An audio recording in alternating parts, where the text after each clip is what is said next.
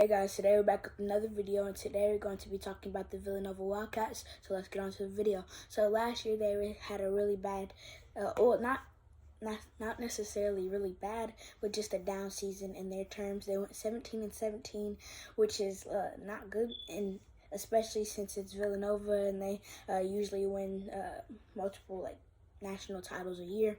And then just get on to the schedule from last year. They lost at Michigan State, and then in the PK Invitational they lost to Iowa State, Portland, and Oregon, but then they won versus Oklahoma and St. John's. Then they lost at number 2 UConn, lost versus Marquette, 18 Xavier, at DePaul, and at Butler in a 4-game losing streak, which is not good at all, because you want to keep that momentum. And then most of their wins were against some bad teams, but at least they still got some wins. They won at St. John's, lost versus 23 Providence, at 14 Marquette, and at Creighton. And then that was a 3-game losing streak. And then they had a 2-game winning streak versus some pretty good teams. They won at 16 Xavier and versus 19 Creighton. Then they lost versus 14 UConn and 24 Creighton. And I'm not going to be going over all the games, but that was just most of the key games that they lost. And then they lost at Liberty in the NIT, which is kind of bad.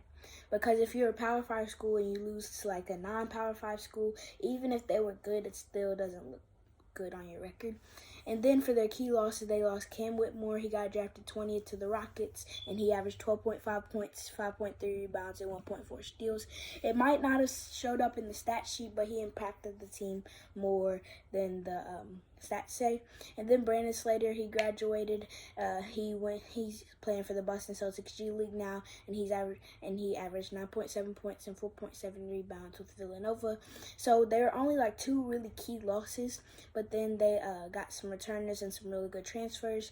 They got back Justin Moore, and he averaged 15.8 points, 3.9 rebounds, and 2.4 assists, and shooting 96.2% from the free throw line. And then Eric Dixon, he's having a really good season, but last year he averaged 14.7 rebounds and 39% from 3, which is really good for a center.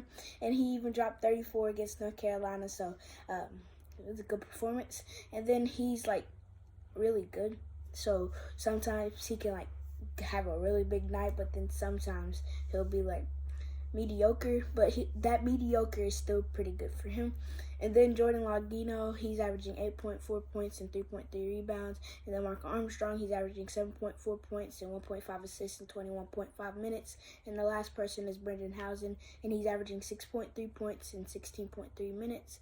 And then for their incomers, they got Tyler Burton. He came from Richmond, and he's averaging 9.4 points and 7.3 rebounds. And he's shooting 44% from 3, so he's really efficient, and he's doing pretty good for them, even though he isn't doing as good as he was at Richmond. Richmond was a smaller team with not a lot of great players up to Villanova's caliber.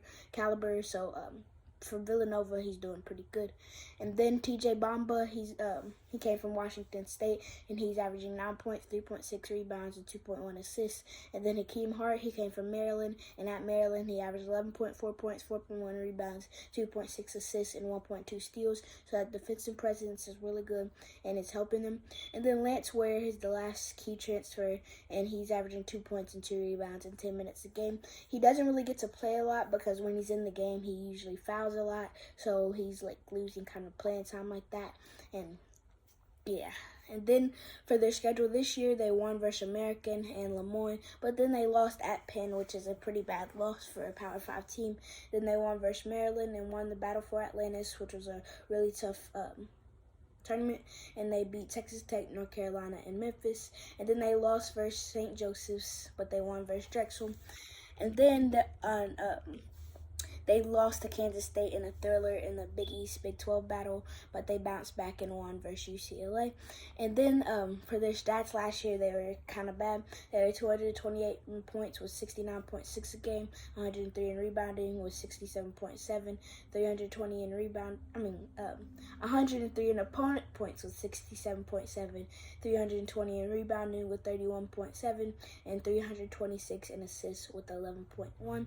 So overall, not really a good year last year from Villanova, and I feel like they can definitely improve this season, which they have, and they gotten some transfers, and I think they can make it far in March Madness. And last year, like I said, they went 17-17, but this year I think they're gonna go on a big win streak, and then lose a few games in between that, and I think they're gonna go 23-8.